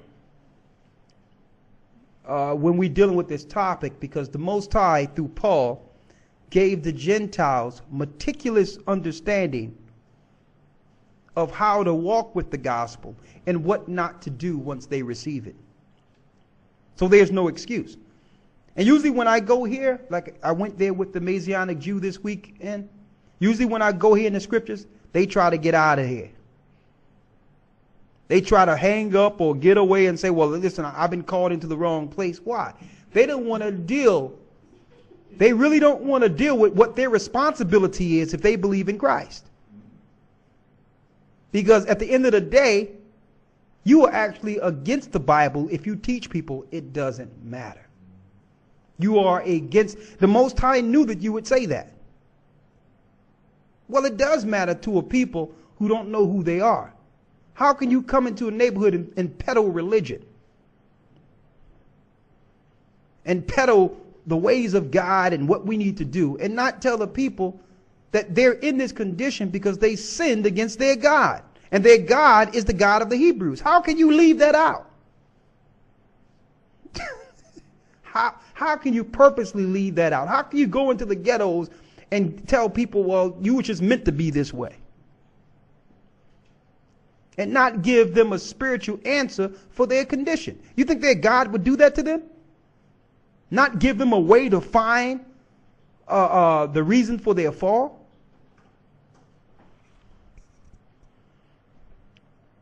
Let's go to Romans 11 and 11. Go to Romans 11 and 1 first. And I love to read this to Messianic Jews and Christians who say it doesn't matter. Because they teach all up in the, and let me tell you, the black churches, and it's a shame, the black Christian church is the lowest level of intellect of all churches in the earth. And it's a shame that the black churches have been relegated to that. Which means we get all of our information from the Theologian Seminary College, and none of us have a voice or an opinion outside of the master's teachings.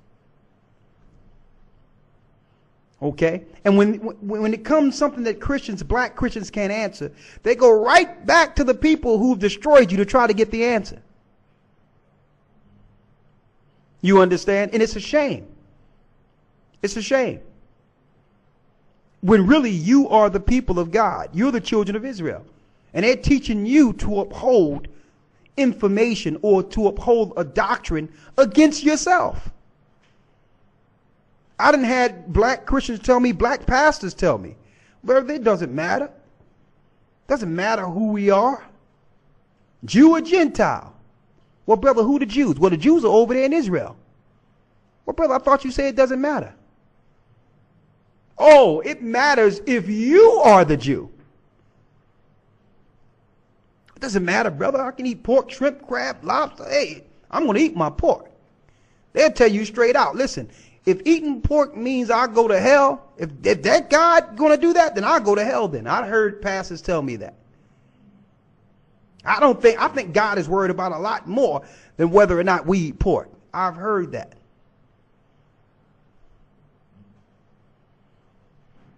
And like we mentioned, I like to use the radio show as a reference because black preachers and others have been teaching the law is done away with.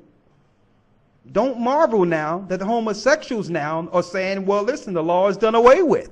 I'm a pastor in your church now. Hey, if y'all want to move the line and say that we don't have to follow the law, then we don't have to follow the law. No marvel now that homosexuals, lesbians, and everything else is going to come in and rush in that same alley that you let open. That little crack you left open saying, I don't have to follow the law. Now you got lesbians and homosexuals running the church. How can you tell them that they can't be homosexuals and lesbians in the church now? The law's done away with. They're under grace, right? See what you've done? Now, let's read Romans 11. Start at the first verse. This is the book of Romans, chapter 11, verse 1. I say then, have the Most High cast away his people? God forbid. That means, have the Most High cast away his people and got a new people? No. Read. For I also am an Israelite. I'm a what? For I also am an Israelite. For I also am an Israelite. Of the seed of Abraham. Of the seed of Abraham. Of the tribe of Benjamin. Paul knew his father and his tribe. So how can people, Christian churches, go to Paul and say, well, Paul is teaching it doesn't matter? If it doesn't matter, why is he stating his father? Why is he stating his tribe if it doesn't matter? You can't go to Paul to try to, your misunderstanding of Paul, to claim that the law is done away with, that it doesn't matter. Read. Verse 2. The Most High have not cast away his people, which he foreknew. The Most High didn't cast away his people, which he foreknew. I asked the guy this weekend. Well, let me tell you. Well, I mean, this Wednesday when he was on the show. Well, can you tell me who God's people are? Well, they've been scattered. Oh, so that's your answer?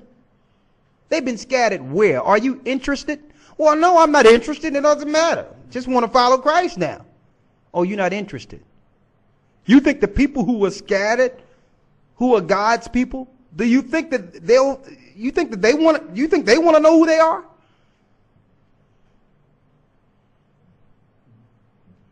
So by default, what you're saying is to just forget about it all, and accept the religions the Gentiles give them. Even though it's wrong. Because they don't know who they are and what law they fell from, they will continue to be down getting information from you. Because you don't know the law, statutes, and commandments. You don't even know the God that put them in the condition. So how can you be the answer? They're scattered. You don't know where they are. I'll just teach the Catholic teachings of Christ, of Zeus. And whoever accepts this knowledge of Zeus can make it into the kingdom. Paul says God have not cast away his people which he foreknew. That means his people still exist. Go down to the 11th verse. Because here's Paul speaking to the Gentiles now. Read. Romans chapter 11, verse 11. Go ahead. I say then, have they stumbled that they should fall? Did Israel stumble that they should fall? Which means, will Israel be in this condition forever? Will they stay down forever? Read. God forbid. God forbid. Why? Because when Paul was speaking this, who was the ruling body in the earth? The Romans. We're reading in the book of Romans. So Paul says, okay, the Romans are ruling right now, but you think God's people stumbled that they should fall? Which means, will Israel stay under the Roman powers forever? No. See, the Romans didn't want Israel to rise. No sooner as they seen that star in the east, when Christ was born, the Edomite, Herod, said, you know what, wise men, go find Christ so I can worship him too. Looking to kill Christ. So the Romans are not looking for Christ to come back. They wanted to kill him then, and they're looking to fight for him when he returns. They're looking to fight against him when he returns. And then when Herod in Matthew 2 seen that he was scorned by the wise men, that the wise men didn't come back to him, he began to kill all the children 2 years and back. And they go to love of your Romans right there. That's how much they love you. They begin to kill all man-child 2 years back, hoping by default they would kill the Son of the Most High. Think about that. So have they cast away God's people? Did God say, you know what? I don't want Israel no more. I want everybody else now. Have God cast away his people which he foreknew? God forbid. Read that stumble again. Mm-hmm. I say then, have they stumbled that they should fall? Have Israel stumbled that they should fall? Read. God forbid. No. Read. But rather, through their fall, because Israel fell, read. Salvation is come unto the Gentiles. Now salvation came to the Gentiles, that's the other nations outside of Israel. Read. For to provoke them to jealousy. To provoke Israel to jealousy. Now, let's just give a scenario that Paul is speaking of right now. If Paul went to the Gentiles to provoke his own people to jealousy, how can Israel be jealous and desire their God if they have no idea who they are? Can Israel look at the Gentiles like the Trumps and all the rich people in the earth and say, you know what?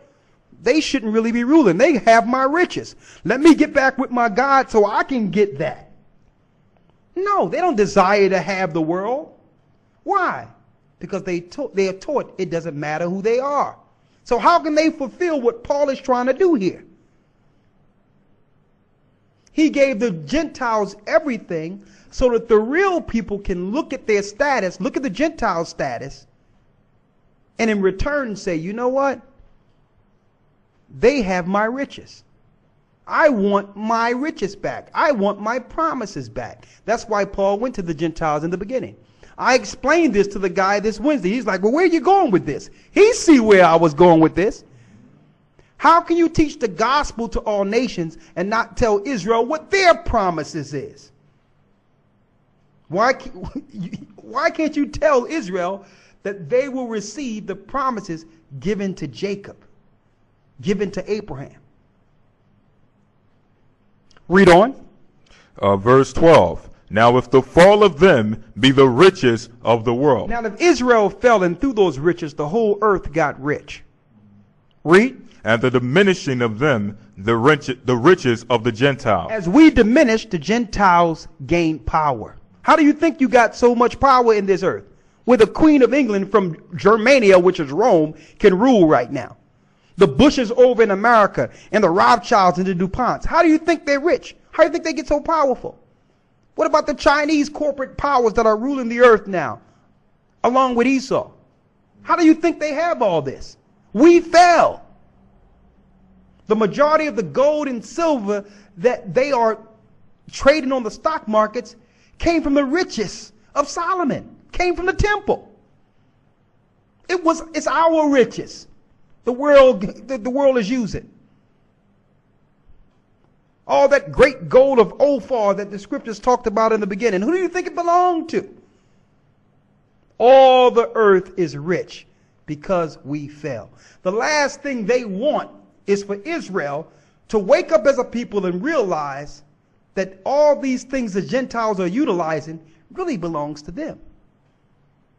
What happens? The Israelites come together and say, you know what? We want our stuff back. Okay?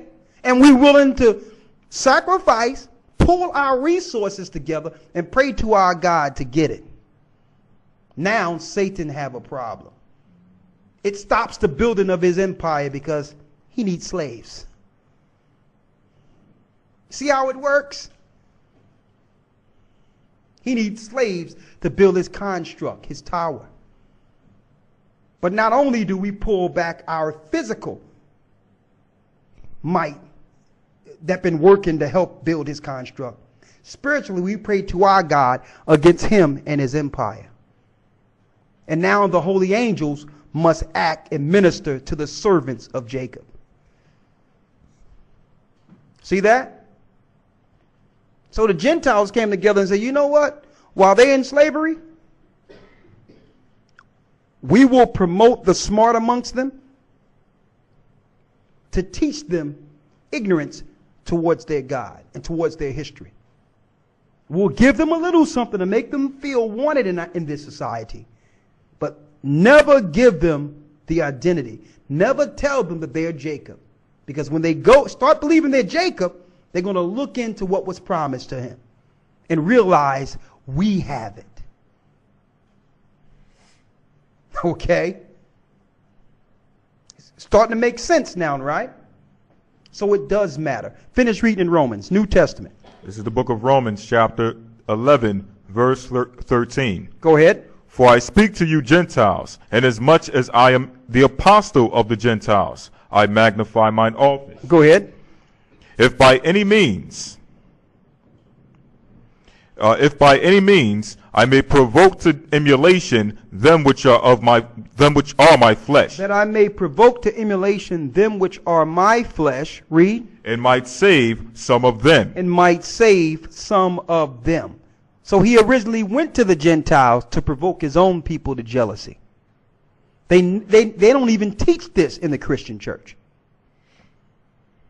Because in order to teach this particular chapter, you must know who the children of Israel are.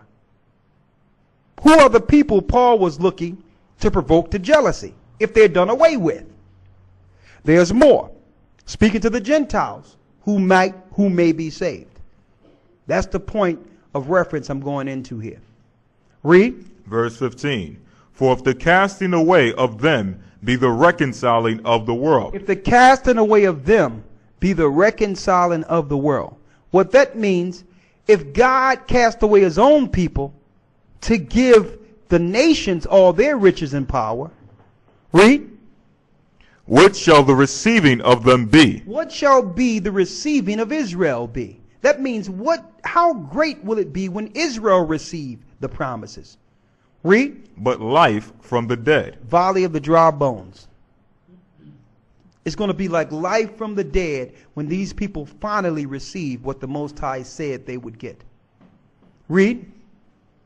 Verse 16. For if the first fruits be holy. If the first fruits be holy. The lump is also holy. Go ahead. And if the root be holy, so are the branches. Verse 17. And if some of the branches be broken off. If some of the branches be broken off, to show you that some of the tribes were broken off. Read. And thou, being a wild olive tree, wert grafted in among them. So the Gentiles were wild. They weren't part of the original root or tree. They were grafted in because of the unbelief of the Hebrews. Read. And with them partakers of the root and the fatness. You became rich and fat because Israel fell. Read. And with them partakers of the root and fatness of the olive tree. So all the promises of Abraham, the Gentiles have shared in already. Read. Verse 18. Boast not against the natural branches.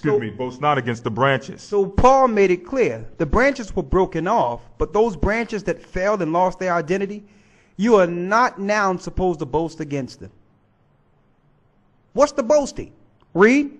But if thou boast, thou bearest not the root, but the root thee. Because if you start boasting about the history of the Bible, you're not boasting of your history. You're boasting about ours. You're boasting about a history you were grafted into that wasn't yours originally. So now through pride, you feel entitled to what belonged to someone else. Now you feel entitled like it was about you the whole time, as if the Most High cannot graft in his people again. Read. Verse 19. Thou wilt say then. Here's the boast. The branches were broken off. That the Israelites was done away with. That I might be grafted in. So that the Gentiles can be saved. Now how backwards is that? You mean to tell me the Most High can save the Gentiles but reject his own people? See, this is what happens. This is what you're saying when you claim that it doesn't matter. You're boasting against the natural branches. You're doing exactly what Paul told the Gentiles not to do. You should feel good to know who the Hebrews are and to help them receive their promises again. Not to say, well, now I have Christ. It doesn't matter who they are now. Read. Verse 20.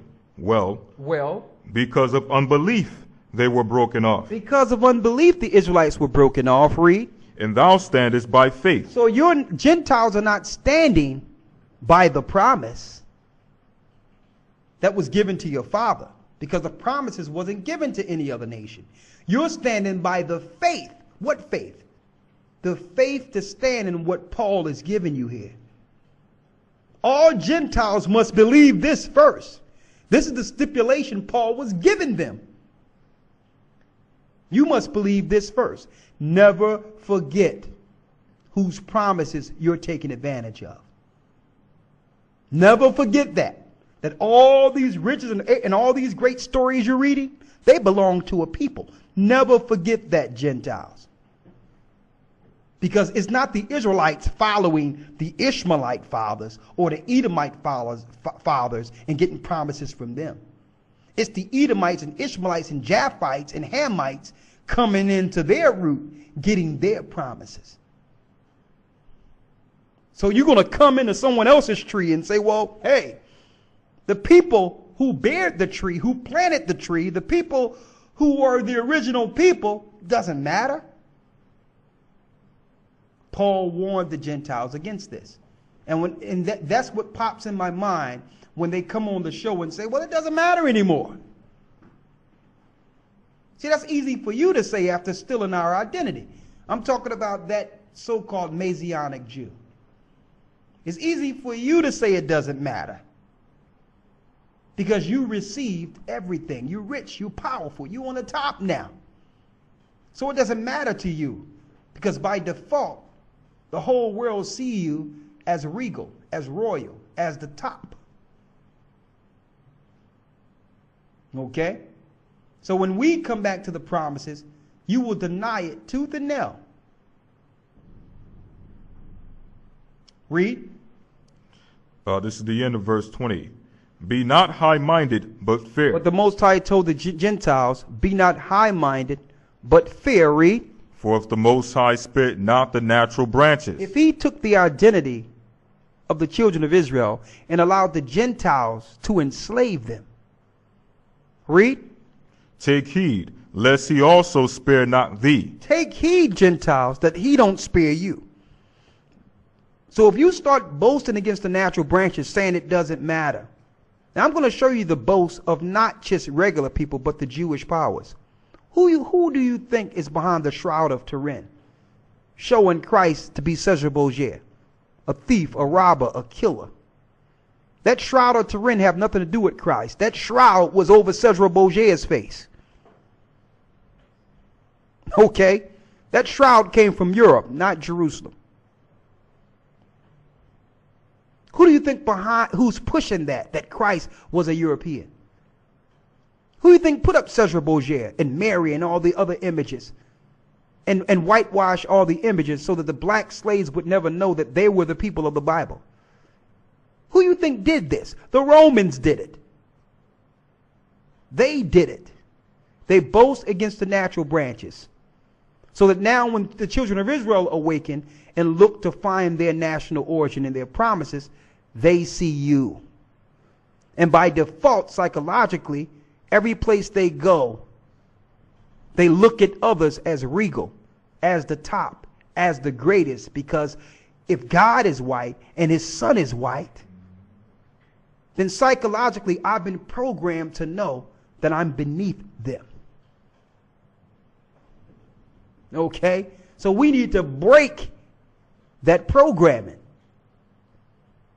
You boast against the natural branches. Not only are you saying it doesn't matter, by default, the whole world think you are the people. Adamantly against what Paul gave the Gentiles. You purposely look at the scripture and say, you know what? I'm going to break what Paul told us, the stipulation Paul gave us. Paul said you Gentiles would do it. That when you get in position, you would begin to think it was about you the whole time. And forget that the Most High haven't fulfilled the prophecy, which is the elder shall serve the younger. Okay? See how it comes around? That's one thing the Most High is bound by, his word. He promised us that if we didn't listen, we would serve you. We're serving you. But he also promised that the elder shall serve the younger, and the elder haven't served the younger yet. Okay? Finish reading. This is verse 21. For if the Most High spared not the natural If branches, the Most High didn't spare his own people, take heed, lest he also spare not thee. take heed lest he also spare not you. Read. Verse 22. Behold, therefore the goodness and severity of the Most High, on them which fell severity. The Most High was severe against us. He was quite severe against his people. Read. But toward thee, goodness. But towards the Gentiles, goodness. He gave you an opportunity to share in promises that weren't even for you. That was good. At least you could do is say, well, listen, it ain't mine. I got it from these people.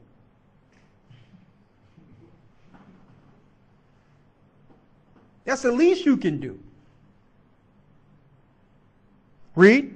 If If thou continue in his goodness. If you continue in his goodness, which means you follow what Cornelius had followed, and through that, you don't try to boast against the natural branches and say that Israelites are done away with so that we can be accepted. Because if you begin to do that and believe the doctrine that came from the Romans, what will happen to you? Read. Otherwise, Otherwise, thou also shalt be cut off. you will be cut off. You think the Most High can only cut off his people? He gave us stipulations, which are laws, statutes, and commandments. He gave Gentiles stipulations too. If you begin to think that it's about you and forget that the Most High had people of promise and say that it doesn't matter, the Most High will cut you off. Because in turn, by believing that, you begin to treat God's people wrong. You don't honor them as people who have given you an opportunity to have something. Don't forget, it was their tree. It was our tree that you were grafted into. Show some appreciation. That's what Paul is saying here.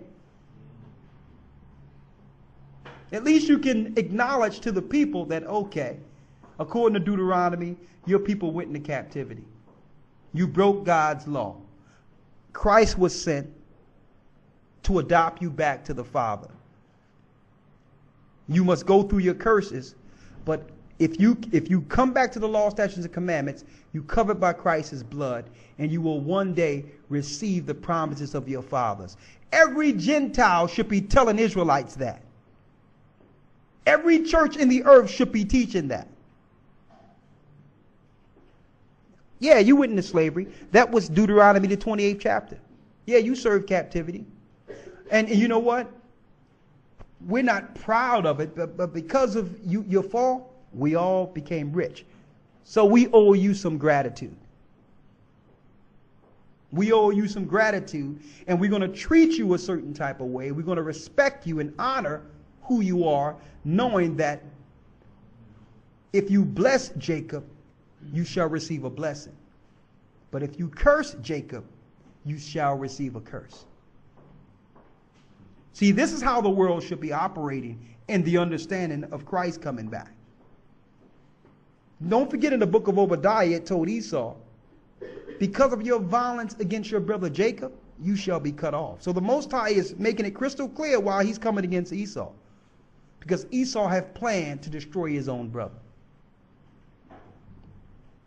So don't think that the Most High can't cut off Gentiles, brothers and sisters. And I hear all these preachers, well, God done away with them from the past, and now through the glory of God, we can all make it. Hey, yes, you can. That's true. But if you boast against the natural branches, you're going to be cut off too. If you say that it doesn't matter, God's people are done away with, you will be cut off. Now we've given you the gospel to the Gentiles. The question remains, will the Gentiles teach it? Or will they continue to teach in the churches? It doesn't matter. Finish reading. Verse 23. And they also, if they abide not still in unbelief, If the Israelites come back to the Most High, shall be grafted in, for the Most High is able to graft them in again. why don't they teach that in Christianity? That even though the Most High put his people in captivity, that he's able to bring them back as a superpower in the earth again. That he's able to raise these same people as his children again if they come back to him. You know why the Christians won't teach this? Because they know that if Israel received this promise, the Gentiles will diminish. So they can't teach this and stay on top. But they better. They better begin to teach the true gospel. Because the Israelites can come back too. And you know what? I know a lot of people that didn't even want to deal with the Bible because they believe the Bible belonged to someone else. I done seen brothers, and I speak to them all the time. If this God will allow me to go into captivity and have all these people treat me with disrespect and racism and kill me, and then come over with a Bible and claim this is the loving Bible, and these same people have destroyed me, how dare you bring me this understanding? Why? Because in Christianity, there's a void. The answer to how we got into this predicament is not taught in their theology. Okay? But if you come to a brother and say, well, listen, the Bible is not wrong. They haven't been teaching you the Bible. A matter of fact, I can prove to you out of the Bible the people are you. And that those that have taught you the Bible, they have purposely lied on you, and they are to be damned if they don't come to the knowledge of the truth. Then a brother can be like, well, okay, you got my ear now. You mean to tell me that Christ and the disciples and Mary weren't white? They weren't white. All through the Bible, they were black people. Matter of fact, the white people were the Romans. I'm talking about the hierarchy, like the Jewish people today, who controlled legislation, like the Council on Foreign Relations do today, like AIPAC do today. And they were behind destroying us in Jerusalem. We ran into Africa running from Roman persecution and slavery. It was the Romans destroying us. And you know what? They found us in Africa and took us into slavery and taught us that we were Gentiles. But brother, the Bible belongs to you. They were grafted into your book, but they can't teach it like you because it don't belong to them. The Spirit bears witness that we are the children of the living God. And see, you teach this in the neighborhoods, and you will begin to see a change. You will begin to see a morality change. Now people, this is the answer to everything. It's the answer to all of our ills in the neighborhoods, in the ghettos. Of why? Because the biggest chasm we have as a people is, why do God allow this to happen to us? How is it you can say there's a God and look at us? That's never explained in Christianity. It's never explained. But now the answer is here. You're suffering so because you're the children of Israel. And it's not the layman's people's fault. It's not white people's fault. It's not Chinese or Asian people's fault. They're just taking advantage of an opportunity. They're ignorant too. But the hierarchy of governments know exactly who we are, and they control theology and the religions taught in our neighborhoods. That's the point I wanted to bring. I didn't want to make this a complete lesson. I actually wanted to go into the 12 parts in 2nd Baruch to show you how the fallen angels are linked to the pyramids all around the earth. And how, according to scriptures, the spirits and demons will soon be released in this earth. That's going to bring forth the destruction and what they call the zombie apocalypse. I guess I'll go into that next Sabbath.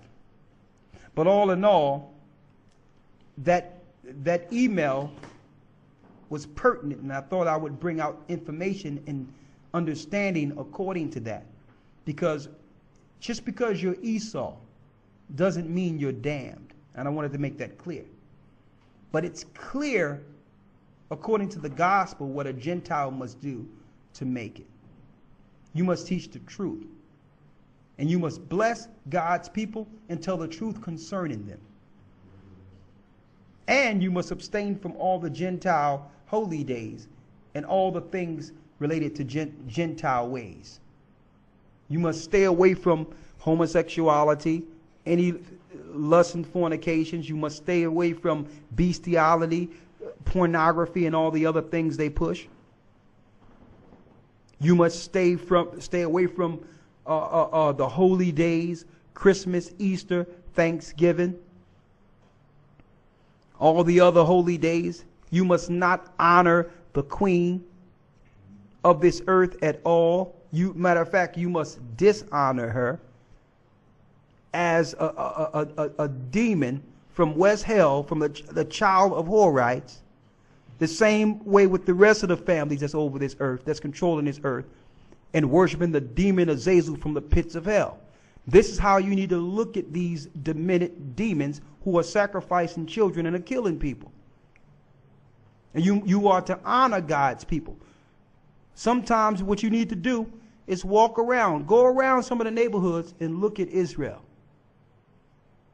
And don't try to do what a lot of these others do out there, who try to make up some fictitious charitable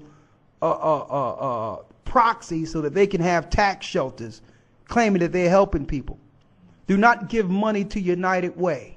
Do not give money to none of these demonic charities that have taken advantage of the Most High's people. You go to those people that you see out there suffering and going through things, and you help them. You talk to them. You give them the light if the Spirit come on you to do so. Just like Cornelius. Cornelius was known amongst the Hebrews for giving alms and helping God's people. So you don't have to set up no fictitious charity and say, well, I gave to this charity, that charity. All the charities out there have exploited our condition. Every last one of them. They set up charities before they do something to us. And then have the charity there say, yeah, here's some money for the diseases we created in this area. And then they put up a child they messed up. And the money goes straight to these demented demons who set up the foundations. So don't give to none of the charities. Pray against all charities. Be charitable yourself. Go to Israel. Go where our people are and help our people. That's part of the works of the Gentiles. You bless Israel, you will see a blessing. Okay? So I wanted to put that out there. And I guess I'll go into the 12 parts of 2nd Baruch next week. Also, I wanted to announce that the site will soon be up with the holy days and everything. We're still working on it. So, wanted to make sure you all know. I know you're waiting on it. Give us a few more days, it'll be up.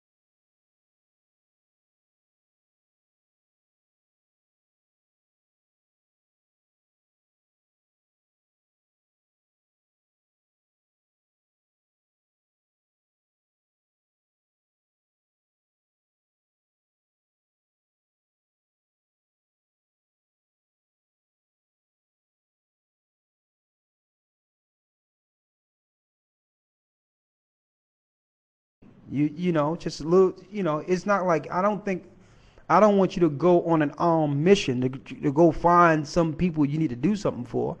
You understand? But all in all, if the situation comes in your path, the scenario coming to your path, just bless the children of Israel. Just help them.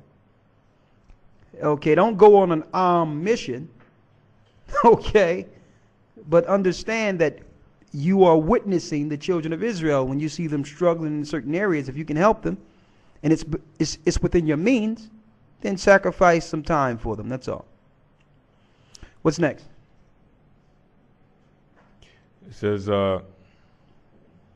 what do I say to something that says, I might be Israel, but okay. Have you read the Law Scriptures of Giza yet? No, I'm still waiting for my book. Okay. And still that there's certain parts of history in there that's valid. Usually when I read a book, I don't deal with the content or the opinion of where the author is trying to go. I usually look at the references